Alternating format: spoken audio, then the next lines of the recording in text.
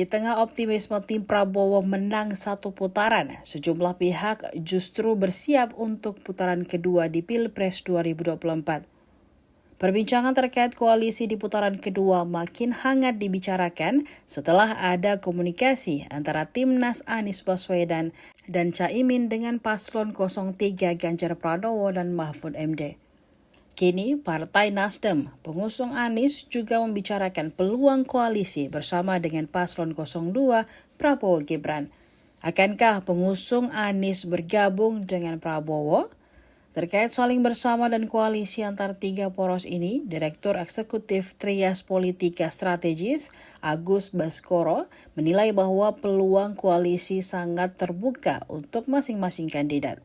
Hanya saja PDIP cukup sulit untuk berkoalisi karena terlalu banyak persyaratannya.